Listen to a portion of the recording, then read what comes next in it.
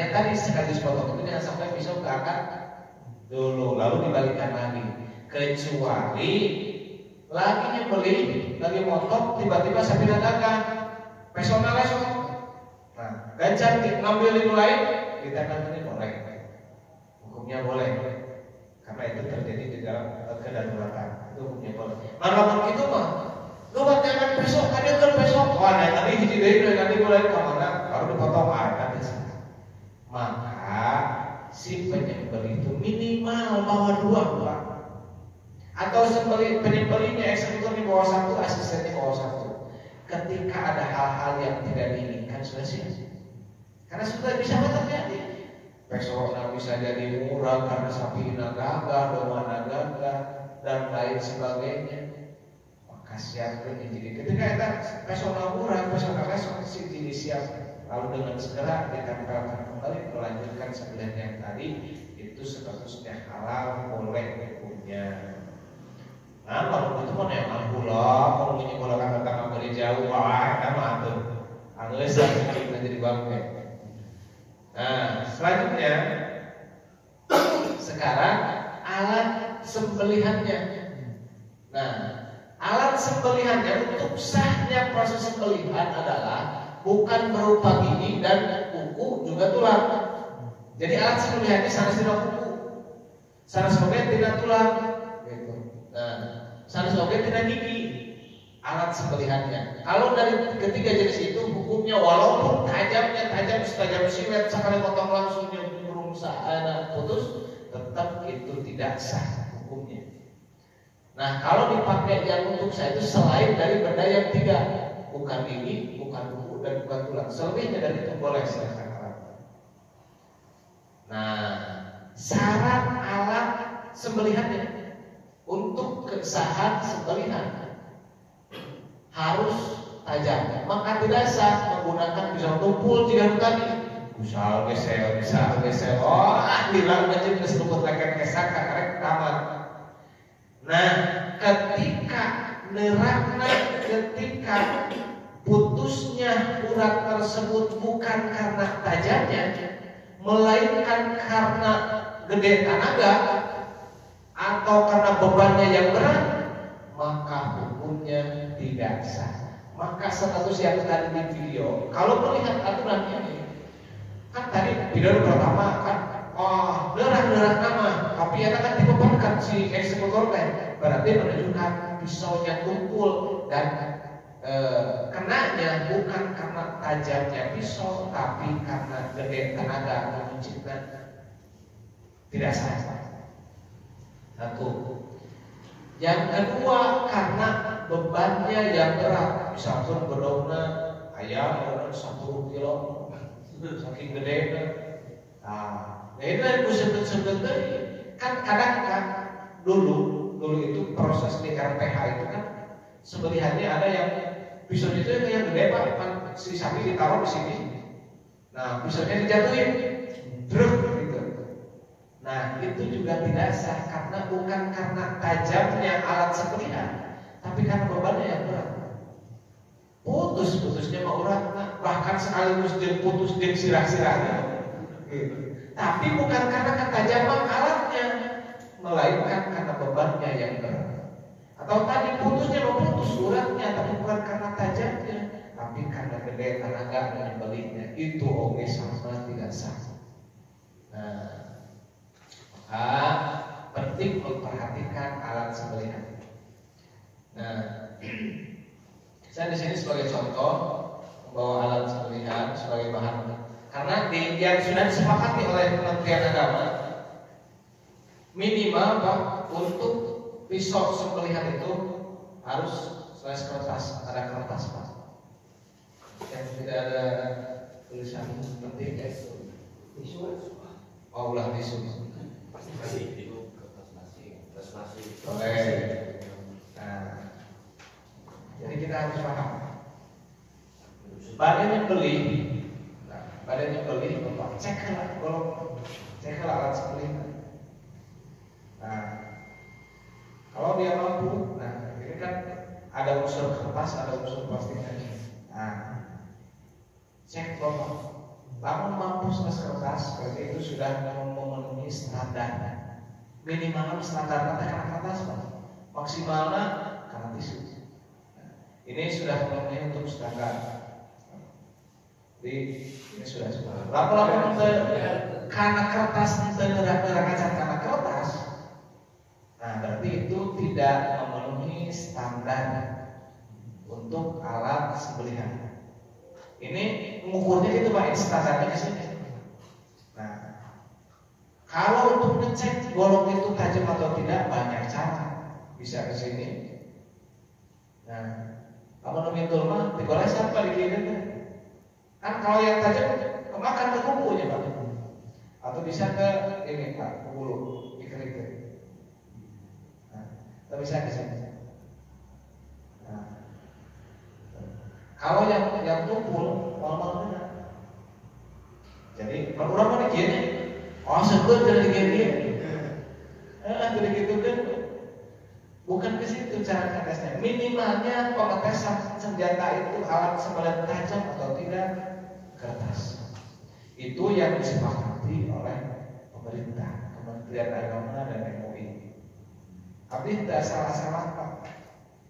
Ketika saya ikut pelatihan dengan Juleha itu bukan orang, jurus sembelihan, disingkat Juleha. Nah, ketajaman yang mencukupi menguji ketajaman pisau itu caranya menguji ketajaman dengan memotong selembar kertas angkat dengan sekali ayun itu. Nah, ngomong gitu-gitu mah ngomong kurang ini dalam kurang ditarik gitu. Baik lagi ceritanya. Nah itu alatnya. Lamun gitu-gitu aja yang dipaksakan. Nah tadi naudzubillah minimalnya tidak ihsan, maksimalnya tidak sah sembelihannya. Sementara perintah Rasul kan, idza qataltum fa'aslu qatla, idza dhabhtum fa'aslu dhabha. Ketika mau membunuh, sebaik-baiknya membunuh. Ketika menyembelih, sebaik-baiknya sembelihan. Di situ dijelaskan. Maksud sebaik-baiknya sembelihan adalah setajam-tajamnya golok dan secepat-cepatnya sembelihan. Itu utamanya. Hari itu mah jika tadi, setelah kali berusaha gereser gitu. Nah minimalnya kalaupun sah tidak utama, tidak ihsan gitu namanya. Nah, masih mending tidak ihsan. Namun sudah sah jika tadi digeser-geser itu derang-derang dipaksa. Alhamdulillah. Nah itu dalam proses mengetahui tentang alat sembelihan. Jadi minimalnya harus bisa sayat kertas. Mun karena kertas wae bisa lalu dipaksakeun. Ari nerang karena kulit oge bakal nerang teh sayat kertas oge yang tadi bisa kegedean tenaga, bisa beratna alat sembelihanana. Yang mana kedua-duanya hukumnya apabila terputusnya urat karena tenaga atau karena berat beban itu, status sembelihannya tidak halal. Urat tenaga. Nah selanjutnya ketentuan orang yang menyembelih. Nah ini disingkat Pak, lalu perlu dijelaskan. Salayana urusan senjata itu belum nasahnya. Kumaha teknik nasah teh? Wah, normal beres Pak. Satu kali pertemuan hanya teknik saja, itu teknik nasah saja belum selesai Pak. Tapi kan dia mengkajian umum kita kan juga pikir praktis, tapi kan bukan pengalaman lah gitu. Minimal kita tahu lah gitu kan. Nah, ketentuan orang yang menyembelih satu Islam, dua tamyiz, tiga berakal sehat. Ini ketentuannya. Jadi si penyembelih itu, si jagal itu, si eksekutor harus beragama Islam. Kedua tamyiz itu tidak sudah bisa membedakan mana yang baik dan yang buruk. Berarti budaknya seharusnya beli sah. Ada bisa. Yang ketiganya berakal sehat. Kalau mah karena gak bertemu kan akalnya nenek sabola kata saya. Ini kadar kebolehan berbicara begitu. Kadar kecukupannya cukup. Yang penting Islam, yang penting tamyiz, yang penting berakal sehat. Sudah memenuhi kecukupan untuk nyembelih, boleh dia nyembelih. Ketika kita berbicara sempurna atau tidak harus hati-hati Pak penyembelih. Tinggali ibadah rumah, tinggali adabnya, etika kan nyebeli, dia menyebeli, kolor, turun kemana-mana, orang kemana-mana, panaun nanti itu kan. Nah diatur adab sembelihan di situ, ada etikanya, terasa-asa. Memang dengan gagalkan karena sah dan tidaknya sembelihan, tapi ada adab di situ. Kunaon pun sapi, kunaon pun domba, begitu disembelih daging nanti sekali bau. Salah satu penyebabnya kurang etika sembelihan di situ. Itu salah satu faktornya. Bisa juga faktor dinanya nyeset. Jadi bau itu bisa faktor si penyembelihnya. Kedua ketika pengulitannya itu bisa saja terjadi, Pak. Udah jelas ketika ayah sembelihan bau patuding-tuding cek tukang nyisit tukang muncit tukang muncit lah kita tukang nyisit masa entah penting sah lah gitu. Dan kalau idealnya seperti itu, kadang-kadang kan besok ayah mau dipuncit teh kambing dengan Pak, bau gitu kan, bisa salah satu faktornya seperti itu. Terus alat untuk sembelihannya, Pak, ulah emang perhati dan bawang pakai mencet domba. Nah itu yang salah satu faktor penyebab kenapa daging bisa bau dari situ. Golong alat sembelihan ulah dipakai mana? Khususnya kan dibeli.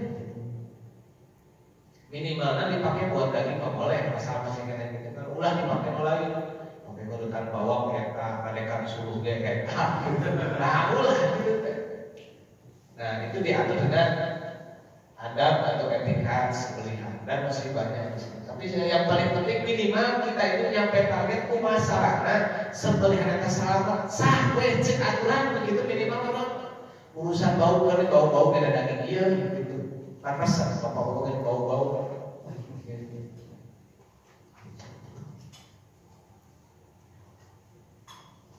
Bisa dilanjut? Nah, ini kesunahan menyembelih sudah cukup dulu sampai di situ. Jangan dulu lanjut karena kalau dilanjut habis waktunya. Ini kan berbicara kesunahan. Sunah mah bare dilanjutkeun mangga, diajarkan mangga, teu teranaon. Tapi yang tadi hanya sekedar sebatas sahungkul keutamanya tidak dapat. Ya karena kita juga efisiensi waktu. Yang penting itu aja dulu. Di sini banyak yang sunah-sunahnya Pak. Salah satunya baca doa dan baca takbir yang seperti itu kan itu kategorinya sunah-sunah. Nah, ini mungkin biar kasih dulu.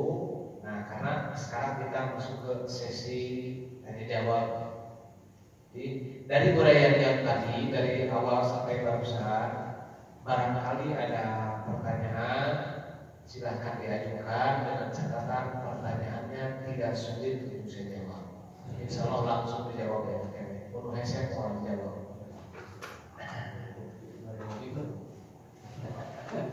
Enggak, kembali teh ada problematika fikih ya. Nah di sini juga memang ada Pak di materi ini problematika fikih itu fikih kurban itu salah satunya apa namanya? Kembali teh namanya cekap teh.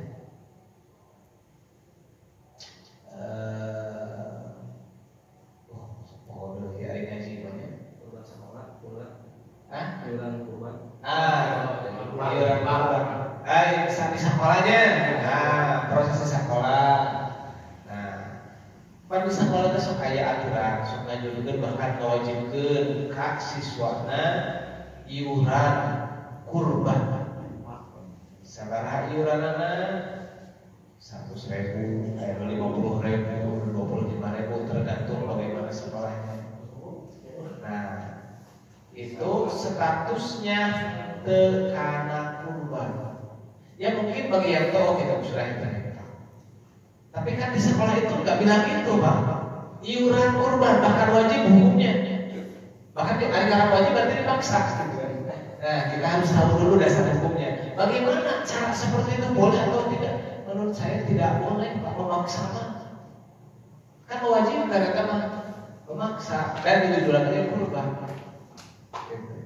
Padahal statusnya nanti nggak jadi kurban gitu. Nggak jadi kurban ya tadi jadinya uangnya prosesnya jadi infak gitu kan. Dan hewannya pun belum tentu jadi kurban.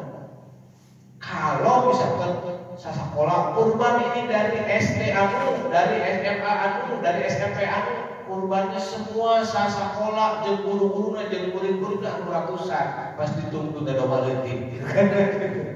Nah berarti kurbannya tidak sah di situ. Status kurbannya. Ieu mah cara ngalatih kepedulian anak-anak tahu bahwa ada ibadah kurban.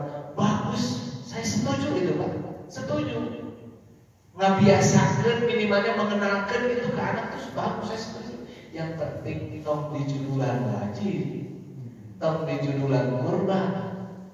Gitu. Edukasi we anak-anak. Sedekah we, latihan gitu.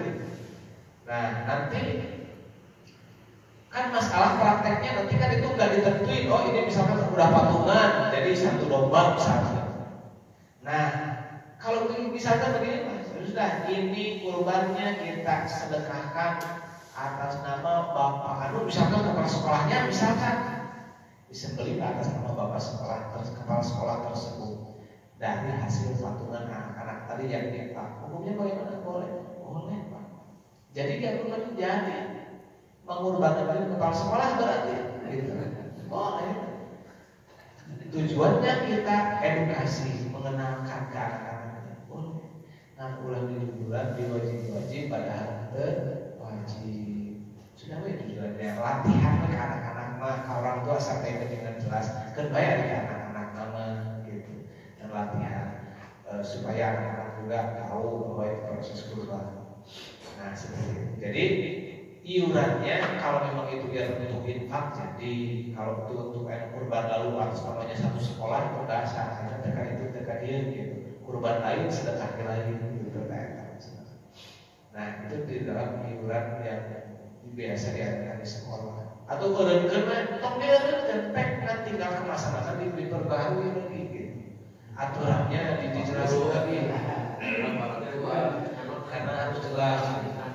Nah itu setuju karena harus ada pembiasaan anak itu dari sejak ini memang harus seperti itu Pak. Jadi sekali lagi di sini saya bukan dalam proses setuju dan tidak setuju adanya kegiatan itu, tapi edukasinya mulai dijalurkan diarahkan. Ada nggak infak pada yang bisa daerah mana begitu menang. Bukan berarti pek kamu orang arek membayar kita gaji nyentok gitu. Oke udah pasti bakal mawal berapa gitu. Maksudnya apa ya kan dikurangkan gitu. Kalaupun nanti ada orang tua yang menanyakan, kita sudah bisa dijelaskan seperti ini konsepnya. Kita akan ngelatih anak didik kurang, ngelatih murid-murid kurang. Nah konsepnya dihubungkan dengan urusan kurban. Boleh. Nah seperti itu Pak, hewan kurban, iuran kurban. Nah selanjutnya, hilang dari poin apa selanjutnya? Oh kalau yang kulit udah ya tadi ya, kulit sudah beres. Jadi tinggal teknisnya. Nah masalah kulit tadi mungkin ini berbicara di saya Pak. Jadi mengulas yang kembali dibahas. Sehari atau 2 hari sebelum hari H ada big bag untuk para mudahim. Jadi dikumpulkan semua mudahim, dijelaskan fikih kurbannya besar seperti ini. Prioritasnya tentang status kurban, tentang dari kurban bahwa ada yang wajib dan ada yang sunat kurban yang wajib dikarenakan nazar. Dan nazar itu Pak, di dalam fikih itu nazar ada 2, nazar hukmi ada nazar syar'i. Nazar hukmi seperti ini. Misalkan Bapak untuk jalan untuk domba, ada nafas. Pak eta kurban kaki kurban sana mohon jawab. Itu termasuk kategori nazar hukmi yang harinya status kurbannya sunat pindah berubah menjadi wajib. Walaupun di situ ada 2 pendapat ulama. Di dalam kitab penjelasan ulama yang di dalam kitab Al-Talibin kalau saya salah, statusnya apabila ada yang nanya apakah ini kurban domba terkait kurban sana Bapak dimungkinkan, maka status kurban dan sunat pindah jadi wajib. Wajibnya kenapa? Karena sebab nazar kan tapi kalau nazarnya kayak ikat, ada syar'i, ada hukmi. Nadar hukmi tadi ketika menjawab pertanyaan orang lain yang bertanya maka bapak dengan kurban berapa ini, setelah sudah benar. Ada nadar syar'i, nadar syar'i. Lalu tadi kan contohnya, saya naik gaji, saya naik pangkat, maka berarti saya akan kurban, itu nadar syar'i. Sudah jelas. Kalau nadar hukmi seperti itu. Nah, ketika ada nadar hukmi, ada beberapa ulama lagi. Menurut ulama sebagai ulama, kalau yang ditanya itu orang awam, orang yang bodoh, maksud bodoh di situ tentang mikir kurban itu, Pak. Maka status hukumnya berubah tidak sunat jadi wajib karena tetap sunat. Dan apa sih bapak dan dimasukkan kategorinya awam. Tapi kalau yang sudah paham, masih kena gitu nggak jawabnya otomatis langsung wajib.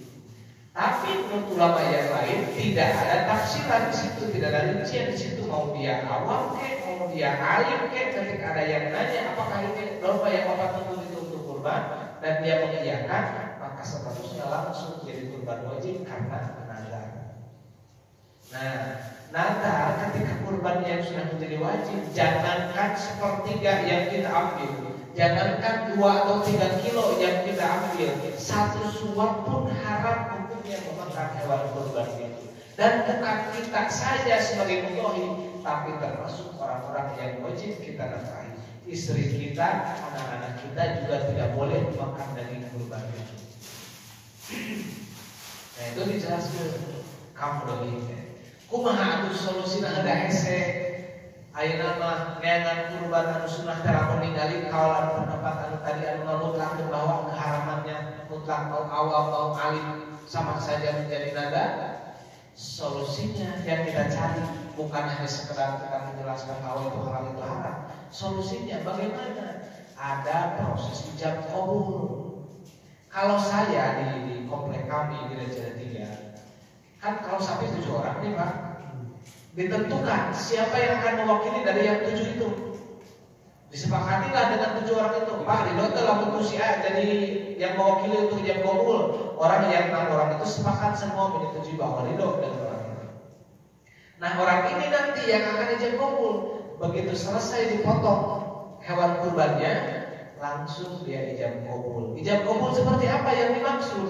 Yaitu ijabnya memberikan hewan kurban itu kepada orang tersebut. Jadi dibikin hewan kurbannya hanya satu kepada satu orang itu. Seperti tadi contoh kita kulit tadi Pak. Nah, ketika itu hewan sudah dikasihkan dan sudah ijab qabul, berarti si mudhohi sudah selesai tugasnya, kurbannya sudah beres Pak. Yang kurban wajib itu sudah beres, dia kasihkan ke seseorang. Lalu orang ini si mudhohi dikasih lagi. Jangankan cuma 1 suap, jangankan 2 kilo, 3 kilo atau sepertiga, semuanya dibalikin lagi. Boleh dia makan sendiri, ada kuatin Bapak. Apalagi sama istri. Saya kan kira bagaimana. Nah, Pak Masud kurbannya kurban nadar. Ya kali bisa nadar syar'i, bisa nadar hukmi. Gitu. Lalu panitia sama saya, sama sebagai panitia, Pak Masudnya udah beres disembelih, Pak Masud dikasih ke dan orang-orang yang 6 orang tadi mau kira Pak Masud bisa.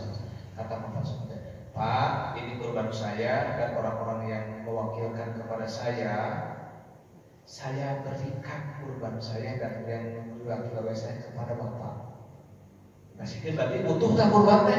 Sadayana teh dipitu bulu kaki na jeroan kabeh jeung tai-tai dibikin kasih Bapak. Jadi tos milih si Bapak, bukan yang memasukkan lagi, bukan yang orang tahu.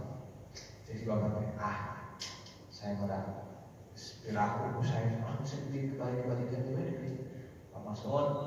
Saya akan dikasih milik saya ya. Saya dikasih ke saya, pek Pak Masud terus pek ke Pak Masud, pokoknya jauh ke depan terus pek saya dikasih ke sendiri. Nah, statusnya Pak Masud memakan daging itu bukan memakan daging kurban, tapi memakan daging pemberian dari siapa.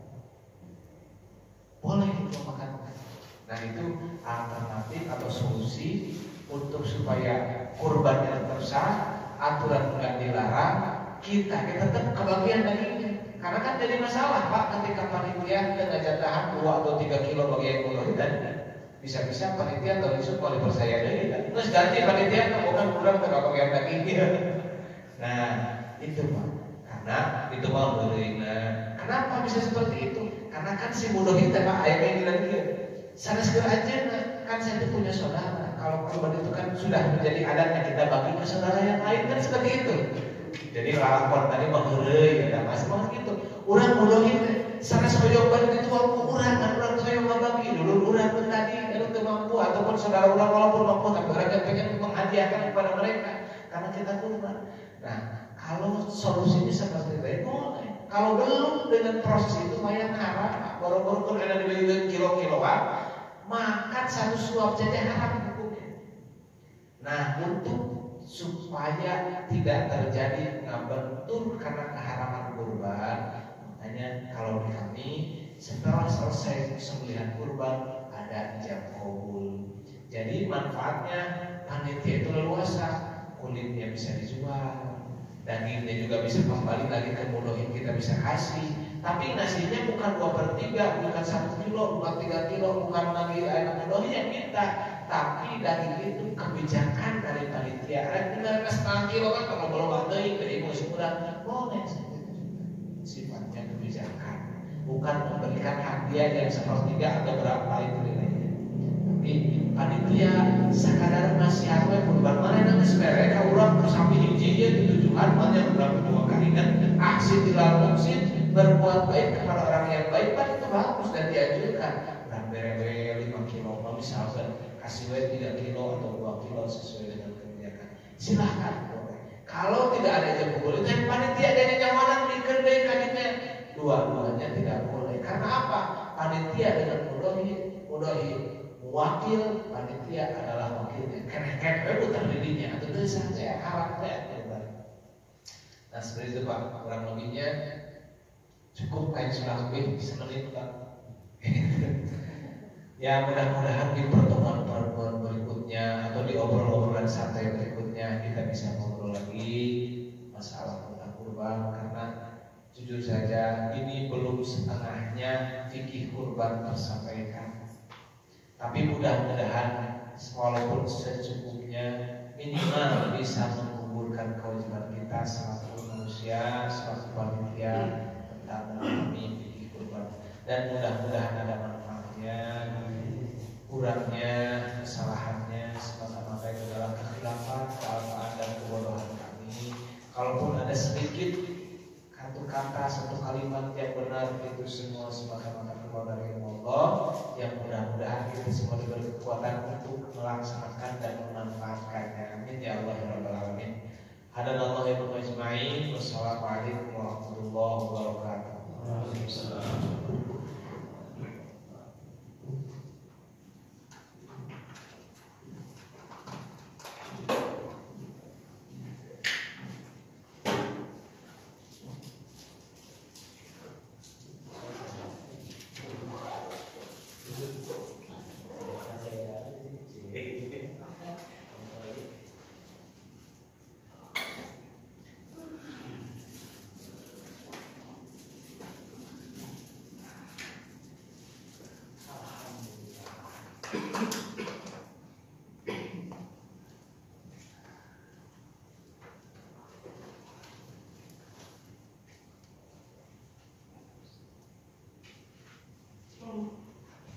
Pak, ditambah Pak.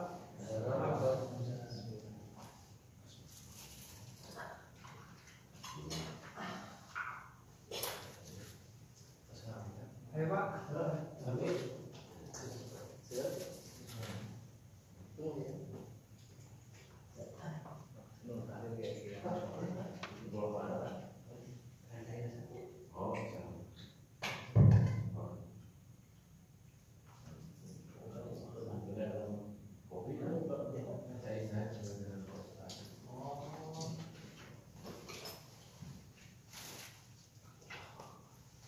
Paling dia Pak.